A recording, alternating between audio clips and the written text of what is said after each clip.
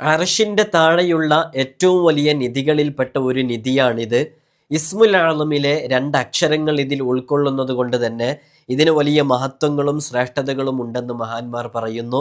നമ്മുടെ ഈ ജീവിതത്തിനിടയിൽ ഒരുപാട് പ്രതിസന്ധികളിലൂടെ കടന്നു പോകുമ്പോൾ അതിൽ നമ്മൾ അനുഭവിക്കുന്ന ഒരു പ്രയാസമാണ് മക്കള്, അതേപോലെ തന്നെ ഭാര്യ ഭർത്താവ് ഉൾപ്പെടെയുള്ളവരെ കൊണ്ട് അവരുടെ സ്വഭാവ ദൂഷ്യം കൊണ്ട് ലഹരിക്കും മദ്യത്തിനും അടിമപ്പെട്ട് പറഞ്ഞതനുസരിക്കാതെ, നിസ്കാരം നിലനിർത്താതെ, മാതാപിതാക്കൾ അനുസരിക്കാതെ, അങ്ങനെ ഒരു ദീനീ ചിട്ടയിലല്ലാതെ വളർന്നു വരുന്ന മക്കൾക്കൊക്കെ ഏറ്റവും കൂടുതൽ ഉപകാരപ്പെടുന്ന, അല്ലെങ്കിൽ ആ രൂപത്തിൽ വളർന്നു വരുന്ന നമ്മുടെ ഹസ്ബൻഡ് ആണെങ്കിലും നമ്മുടെ ഭാര്യയാണെങ്കിലും നമ്മുടെ കുടുംബാംഗങ്ങളിലുള്ള ആരാണെങ്കിലും മക്കളാണെങ്കിലൊക്കെ അവർ നമുക്ക് വളരെ പെട്ടെന്ന് നന്നാക്കിയെടുക്കാനും ഈ ഇസ്മിൻ്റെ അമൂല്യമായ ശക്തി കൊണ്ട് നമുക്ക് സാധിക്കുന്നതാണ്.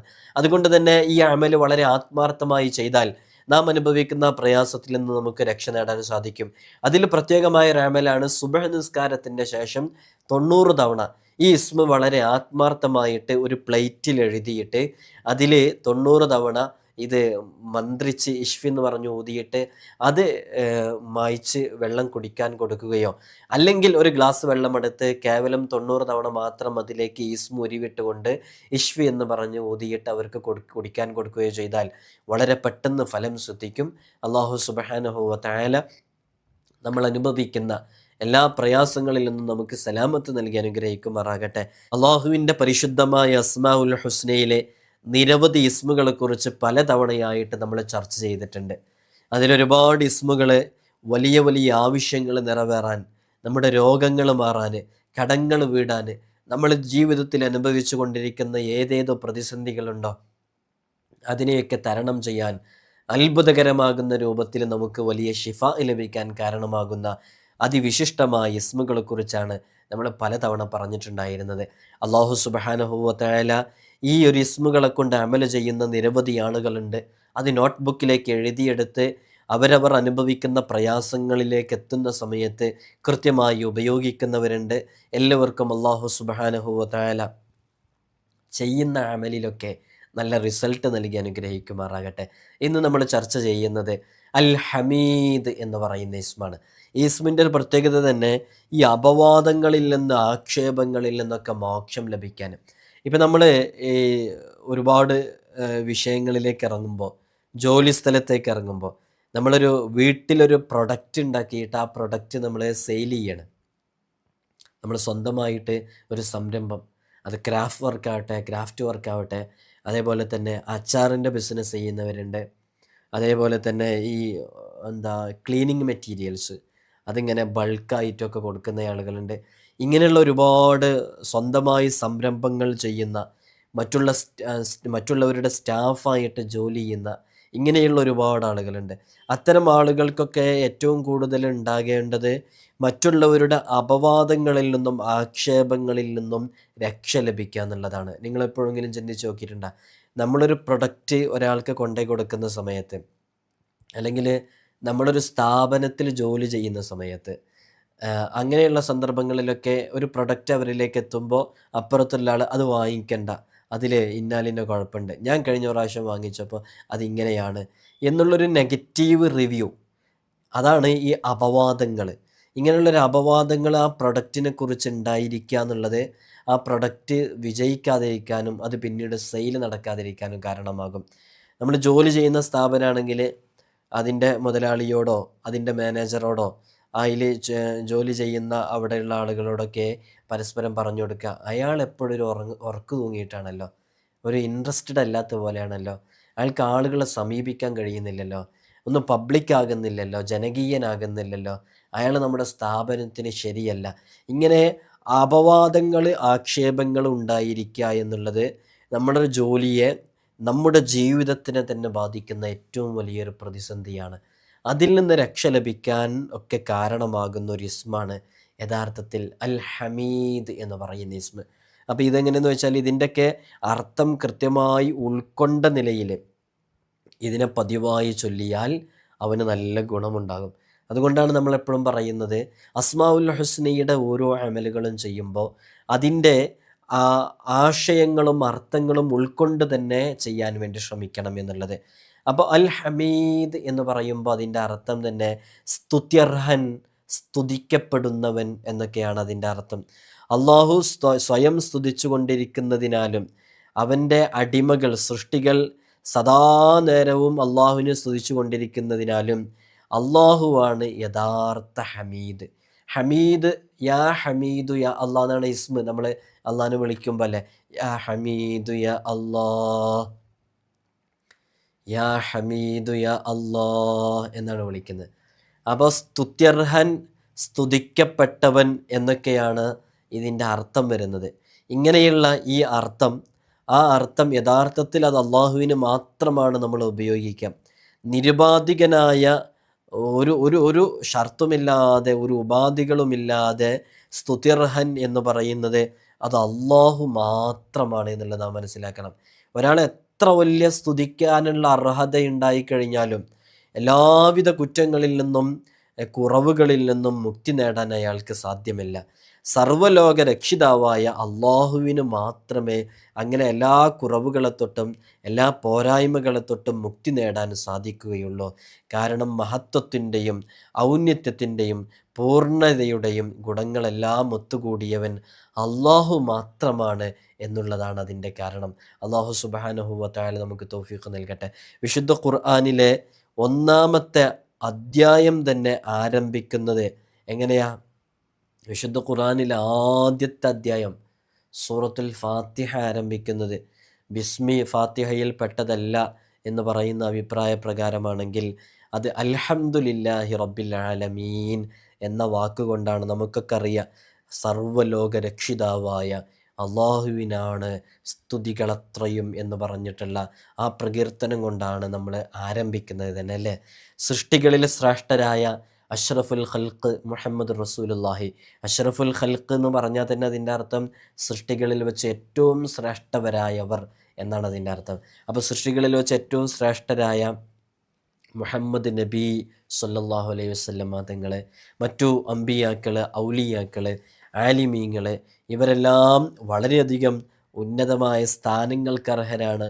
അവരെല്ലാം സ്തുതിക്കപ്പെടാനും അർഹതയുള്ളവരാണ് അല്ലേ. അവരൊക്കെ ഒരുപാട് കാര്യങ്ങൾ ദീനിന് വേണ്ടി ചെയ്യുന്നവരാണ്, അള്ളാഹുവിന് വേണ്ടി സമർപ്പിക്കുന്നവരാണ്. യാതൊരു കളങ്കവുമില്ലാത്ത വിശ്വാസാചാരങ്ങളും അനുഷ്ഠാന കർമ്മങ്ങളും പാലിക്കുക വഴി വലിയ വലിയ സ്ഥാനങ്ങളിലിരിക്കുന്നവരാണ് അവർ. അതുകൊണ്ട് തന്നെ അവരെ ഒരുപാട് സ്തുതികൾക്ക് അർഹരായവരാണ്. ഇങ്ങനെയൊക്കെ ആയാലും ഈ സ്തുതികൾ അത്രയും ചെന്നു ചേരുന്നത് അള്ളാഹുവിലേക്കാണ്. ഇത്രയും ഉത്കൃഷ്ടമായ സ്വഭാവത്തിൽ അവരെത്തിപ്പെട്ടത്, ഇത്രയും നല്ല സ്വഭാവത്തിലേക്ക് അവർ വരാനുള്ള കാരണമായത് അവരെ അള്ളാഹു അതിനെ പാകപ്പെടുത്തിയത് കൊണ്ടാണല്ലോ. അതുകൊണ്ട് അള്ളാഹുവാണ് അതിനൊക്കെ ഏറ്റവും അർഹതയുള്ളത്.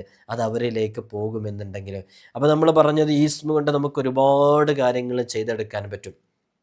നമ്മുടെ ജീവിതത്തിൽ ഈ ഈ ഇസ്മ ഒരുപാട് പൊരുളുകൾ അടങ്ങിയ ഒരു ഇസ്മാണ്, അമൂല്യമായൊരു ഇസ്മാണ്.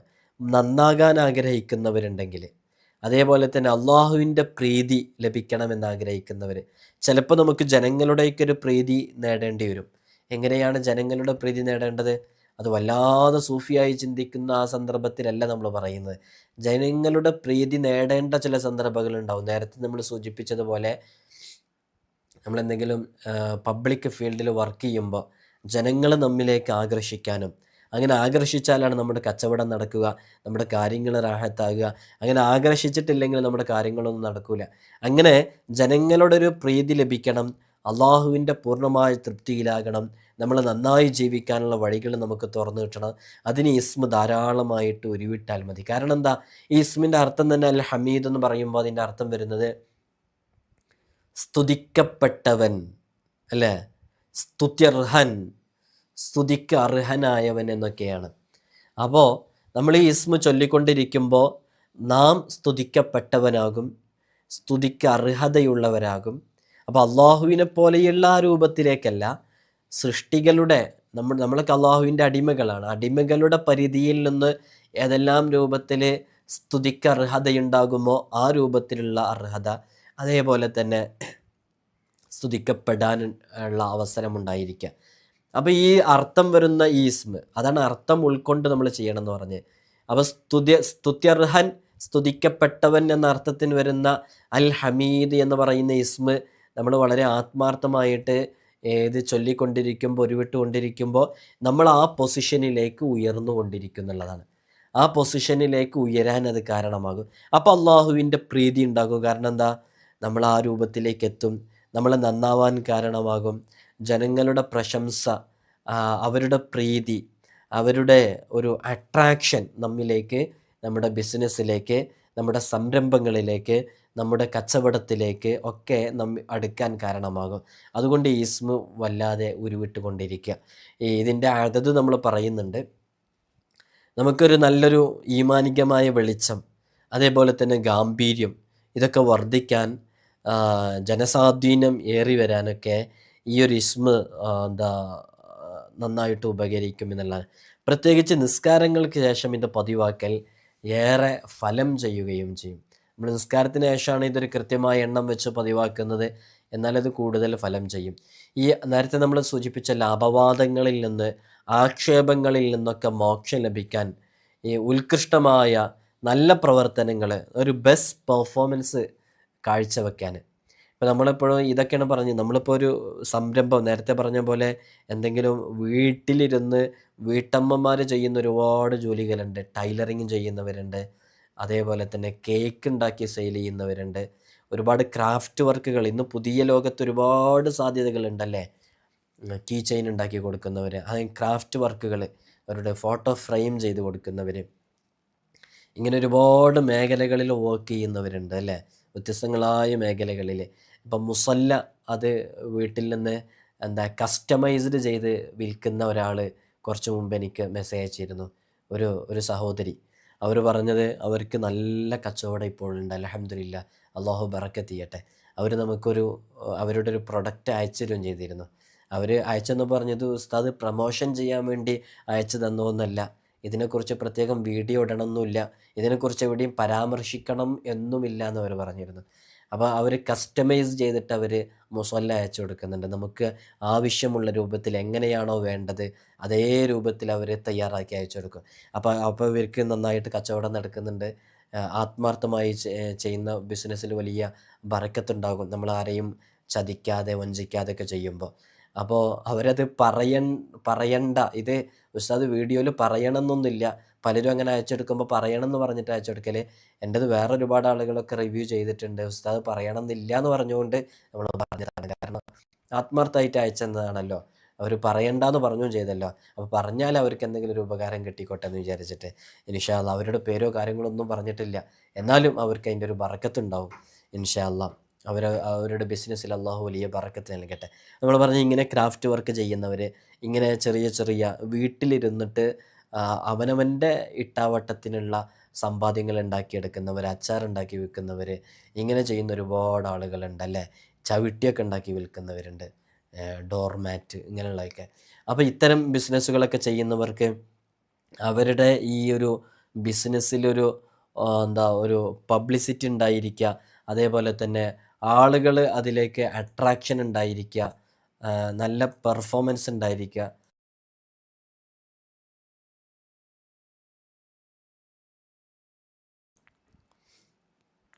അതൊക്കെ ആ ബിസിനസ് കൂടുതൽ വളരാനും അതിലേക്ക് കൂടുതൽ ആളുകൾ എത്തിപ്പെടാനും കാരണമാകും.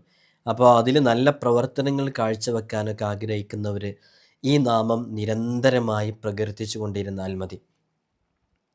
അപ്പോൾ ഈ ഇസ്മ കാരണമായിട്ട് നമ്മുടെ ആ പ്രൊഡക്റ്റ്, നമ്മൾ ചെയ്യുന്ന ആ ബിസിനസ്, ആ സംരംഭം, അല്ലെങ്കിൽ ഇതൊക്കെ ആളുകൾ സ്തുതിക്കപ്പെടുന്ന, ഈ ഇസ്മിൻ്റെ അർത്ഥം തന്നെ അൽ ഹമീദ് എന്ന് പറയുന്ന അർത്ഥം തന്നെ അതാണല്ലോ.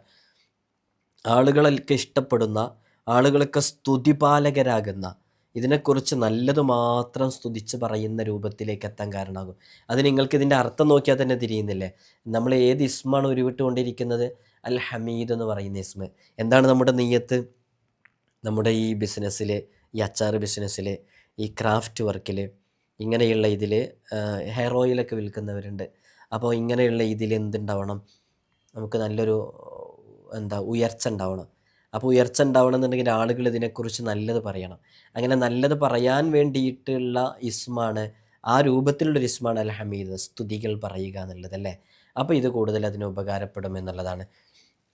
ഈ ആന്തരികമായിട്ട് നമ്മുടെ ഉള്ളിൽ നന്നായിട്ട് മനസ്സ് വിങ്ങുന്ന ആളുകളുണ്ട്, ടെൻഷൻ അടിച്ചിട്ട്. അത് കുടുംബത്തെക്കുറിച്ച് ആലോചിച്ചിട്ടാവാം, മക്കളെക്കുറിച്ച് ആലോചിച്ചിട്ടാവാം, കുടുംബജീവിതത്തെക്കുറിച്ച് ആലോചിച്ചിട്ടാവാം, മക്കളുടെ രോഗങ്ങളെക്കുറിച്ച് ആലോചിച്ചാവാം, സ്വന്തം രോഗങ്ങളെക്കുറിച്ച് ആലോചിച്ചിട്ടാവാം. ഇങ്ങനെ വലിയ മനസ്സിൻ്റെ ഉള്ളിൽ ഭയങ്കര ടെൻഷന്, അതേപോലെ തന്നെ മുഷിപ്പ്, ഇങ്ങനെ ജീവിതം മടുത്തു എന്ന രൂപത്തിലേക്ക് എത്തി എത്രയോ ആളുകളുണ്ട്. അവർക്ക് സുബഹ് നിസ്കാരത്തിന് ശേഷം യാ ഹമീദു യാ അല്ലാ എന്ന് പറയുന്ന മഹത്തായ ഇസ്മ 9 തവണ മാത്രമേ ചൊല്ലേണ്ടുള്ളൂ. അത് ഉരുവിട്ടുകൊണ്ട് കൈവെള്ളയിലേക്ക് ഇഷ്ഫി എന്ന് പറഞ്ഞ് ഊതിയിട്ട് മുഖമങ്ങ് തടവുക. ഇൻഷാ അല്ലാ അവരനുഭവിക്കുന്ന ആ ഒരു ടെൻഷനിൽ നിന്ന് പെട്ടെന്ന് മോചനം ലഭിക്കാൻ കാരണമാകും. അള്ളാഹു നമുക്ക് തൗഫീഖ് നൽകി അനുഗ്രഹിക്കുമാറാകട്ടെ. ഇതിൻ്റെ ആശയവും ഇതിൻ്റെ അർത്ഥമൊക്കെ നമ്മൾ കൃത്യമായി പറഞ്ഞില്ലേ. ഇതിൻ്റെ അർത്ഥവും ആശയമൊക്കെ ഉൾക്കൊണ്ട നിലയിൽ ഈ റിസ്മിനെ ആരെങ്കിലും പതിവായി ചൊല്ലിയാൽ അയാളുടെ സ്വഭാവം നന്നായി തീരും. ഇപ്പം ഞാൻ അങ്ങനെ ആയിപ്പോയി. ഞാൻ നല്ല മുൻകോപക്കാരനാണ്. ഞാൻ പെട്ടെന്ന് ദേഷ്യം പിടിക്കുന്നയാളാണ്. എനിക്ക് എൻ്റെ ദേഷ്യത്തെ അടക്കി നിർത്താൻ കഴിയുന്നില്ല. ഇങ്ങനെയൊക്കെ പലപ്പോഴും പറയാറുണ്ട്. വെറുതെ ദേഷ്യപ്പെട്ടുകൊണ്ടിരിക്കുന്നു. അത്തരം ആളുകൾക്കൊക്കെ അവരറിയാതെ അവരുടെ ആ ഒരു അതെന്തായാലും ഒരു ബാഡ് ക്യാരക്ടറാണല്ലോ. പലപ്പോഴും നമ്മളെ പല ആളുകളും വെറുക്കാനുള്ള കാരണം നമ്മുടെ ഏതെങ്കിലും ഒരു സന്ദർഭത്തിൽ നമ്മൾ ഇതേപോലെ പറഞ്ഞിട്ടുള്ള ചില വാക്കുകളാണ്. അത് നമ്മൾ മുൻകോപം കാരണമായിട്ട് പറഞ്ഞ വാക്കുകളായിരിക്കും. ഇപ്പോൾ പലപ്പോഴും ഇത് കേൾക്കുന്ന ആളുകളിൽ തന്നെ നിങ്ങളൊന്ന് ആലോചിച്ച് നോക്കൂ. ചില ആളുകളുടെ സ്വഭാവ ദൂഷ്യം കാരണം കൊണ്ട്, അവർ നമ്മോട് പറഞ്ഞ വാക്കുകൾ കാരണം കൊണ്ട് നമുക്ക് എത്ര വെറുപ്പുണ്ടായ എത്രയോ ആളുകളുണ്ട്. അത്തരം വെറുപ്പിലേക്ക് എത്താതിരിക്കാൻ വേണ്ടിയിട്ടൊക്കെ ഈ ഒരു ഇസ്മ വളരെ ആത്മാർത്ഥമായിട്ട് നമുക്ക് ഉപയോഗിക്കാവുന്നതാണ്. അള്ളാഹു തൗഫീഖ് നൽകട്ടെ. അങ്ങനെ വരുമ്പോൾ അവർക്ക് സമ്പൂർണ്ണമായൊരു കശ്ഫ് ലഭിക്കുകയും ജനങ്ങളിൽ വെച്ച് ഏറ്റവും സ്തുതിക്കപ്പെടുന്ന വ്യക്തി അയാളായിത്തീരുന്ന രൂപത്തിലേക്ക് നല്ല സ്വഭാവത്തിലേക്ക് എത്തും.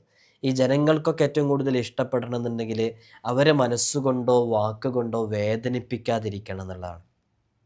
അതിന് നമുക്ക് കഴിയണം. അപ്പോൾ മനസ്സുകൊണ്ടോ വാക്കുകൊണ്ടോ വേദനിപ്പിക്കാതിരിക്കാനൊക്കെ ഈ ഇസ്മ കൂടുതലായിട്ട് ഉപയോഗിച്ചാൽ മതി. സൃഷ്ടികളിൽ വെച്ച് ഏറ്റവും സ്തുത്യർഹനായവർ അത് അഷ്റഫുൽ ഖൽഖ് മുഹമ്മദ് നബി സല്ലല്ലാഹു അലൈഹി വസല്ലം തങ്ങളാണെന്ന് നേരത്തെ നമ്മൾ പറഞ്ഞു വെച്ചല്ലോ. അതിന് വ്യക്തമായ സ്തുതികൾ ഹബീബായ സല്ലല്ലാഹു അലൈഹി വസല്ലം തങ്ങളിലേക്ക് എത്താനുള്ള കാരണം അത്രമേൽ ഉത്കൃഷ്ടമായ സ്വഭാവത്തിൻ്റെ ഉടമയായതുകൊണ്ടാണ്. അത്തരമൊരു സ്വഭാവത്തിലേക്കാണ് സാധുക്കളായ നമ്മൾ ഓരോരുത്തരും എത്തേണ്ടത്. അതിനു വേണ്ടിയിട്ടാണ് നമ്മളിങ്ങനെ സംസാരിച്ചു കൊണ്ടിരിക്കുന്നത്. നബിതങ്ങളുടെ സ്വഭാവം നിങ്ങളൊന്ന് നോക്കൂ. ഒരാളെ ഇഷ്ടപ്പെടുന്നത് എന്ത് നോക്കിയിട്ടാണെന്നറിയോ? അയാളുടെ ഭംഗി നോക്കിയിട്ടല്ല. അത് നിങ്ങൾ എപ്പോഴും നോക്കിയാൽ മതി. അയാളുടെ സമ്പത്ത് നോക്കിയിട്ടല്ല, ഒരിക്കലുമല്ല ഒരാളെ ഇഷ്ടപ്പെടുന്നത്. അതൊക്കെ നൈമിഷികമായിരിക്കും, കുറഞ്ഞ കാലത്തിനുണ്ടാവുള്ളൂ. ഞാനീ പറയുന്നത് കറക്റ്റായിരിക്കും. അതേപോലെ തന്നെ അയാളുടെ ജനസ്വാധീനം, അയാൾ ആളുകൾക്കിടയിൽ എല്ലാവരും ആക്സെപ്റ്റ് ആക്കുന്ന ഒരാളാണ്, രാഷ്ട്രീയമായിട്ട് ഉന്നതിയിലുള്ള ആളാണ്. ഇത് നോക്കിയിട്ടുമല്ല ഒരാളെ ഇഷ്ടപ്പെടുന്നത്. ഒരാളെ ഇഷ്ടപ്പെടുന്നത് അയാളുടെ സ്വഭാവത്തിലേക്ക് നോക്കിയിട്ട് മാത്രമാണ്. എത്രയോ ഭംഗിയില്ലാത്ത, പ്രഥമ ദൃഷ്ടിയിൽ ഭംഗിയില്ലാത്ത എത്രയോ ആളുകളെ നമ്മുടെയൊക്കെ ഇഷ്ടങ്ങളുടെ കൂട്ടത്തിലുണ്ട്. എന്തുകൊണ്ടാണ് നമ്മുടെ ഇഷ്ടപ്പെട്ടവരുടെ കൂട്ടത്തിൽ അവർ വന്നു ചേരാൻ കാരണമായത്? അവരുടെ ബാഹ്യ ഭംഗിയേക്കാൾ ഈ പ്രഥമ ദൃഷ്ടിയിൽ കാണുമ്പോൾ അവരുടെ തൊലി വെളുപ്പ് ഇല്ല, അവർ തൊലി നിറം കൊണ്ടല്ല, പക്ഷേ ആ തൊലിക്കുള്ളിൽ, ആ നെഞ്ചിൻ കൂട്ടിനുള്ളിൽ ആവരണം ചെയ്യപ്പെട്ടുകൊണ്ട് നിൽക്കുന്ന ഹൃദയ ഭംഗി നമ്മൾ ആസ്വദിക്കുന്നുണ്ട് അല്ലേ? നമ്മൾ സംസാരിക്കുമ്പോൾ എത്ര മനോഹരമായിട്ട് നമ്മോട് പ്രതികരിക്കുന്നു. എന്നാൽ നല്ല സമ്പത്തുള്ള, നല്ല ഭംഗിയുള്ള, ഇഷ്ടപ്പെടാനുള്ള ബാഹ്യമായിട്ടുള്ള എല്ലാ കാര്യങ്ങളും അവൻ്റെ കയ്യിലുണ്ട്. പക്ഷേ നമ്മളെപ്പോൾ അവരെ സമീപിക്കുമ്പോഴും ഒന്ന് പോടാ, നീ ആരുടെ ചോദിക്കാൻ എന്ന് പറഞ്ഞ് നമ്മോട് നമ്മുടെ മനസ്സ് വേദനിപ്പിക്കുന്ന രൂപത്തിൽ സംസാരിക്കുന്ന എത്രയോ ആളുകളുണ്ട്. സമ്പത്തുണ്ടായിട്ടും അയാളുടെ ജനസ്വാധീനമുണ്ടായിട്ടും അയാൾക്ക് അത്രയും ക്വാളിറ്റികൾ ഉണ്ടായിട്ടും ആ വാക്ക് കാരണമായിട്ട്, സ്വഭാവം മോശമായതിൻ്റെ കാരണമായിട്ട് എത്രയാളുകൾ നമ്മുടെ വെറുക്കപ്പെട്ടവരുടെ ലിസ്റ്റിലുണ്ട്. അതുകൊണ്ട് സ്വഭാവം നന്നാക്കുക എന്നുള്ളതാണ്. മുത്തുനബി തങ്ങളുടെ സ്വഭാവം അത് വിശുദ്ധ ഖുർആനാണ്. അങ്ങേയറ്റത്തെ വളരെയധികം മിതമായ രൂപത്തിൽ സംസാരിക്കുന്നവരായിരുന്നല്ലേ. ഒരു നജ്റാൻ നിർമ്മിതമായ ഒരു പുതപ്പ് ഒരാൾ വന്നിട്ട് നബിതങ്ങളുടെ തോളിലുണ്ടായിരുന്നു. ആ തോളിലുള്ള ആ ഷോളിങ് വലിച്ചിട്ട് എന്തോ പറഞ്ഞ സമയത്ത് എന്താ ആ കഴുത്തിൽ അതിൻ്റെ പാടുണ്ടായിരുന്നതാ. നബിതങ്ങൾ അവരോട് പ്രകടിപ്പിച്ചിരുന്ന സ്വഭാവ മഹിമ നമുക്കൊക്കെ അറിയാം. എത്രമേൽ ഉത്കൃഷ്ടമായ സ്വഭാവം. അപ്പോൾ ഒരാളെ ഇഷ്ടപ്പെടാൻ ഏറ്റവും മാനദണ്ഡമാക്കേണ്ടത് അവരുടെ സ്വഭാവമാണ്. അതുകൊണ്ട് സ്വഭാവം നന്നായി തീരണമെന്ന് ആഗ്രഹിക്കുന്നവർ ഈ ഇസ്മ വളരെ ആത്മാർത്ഥമായിട്ട് ചൊല്ലുക.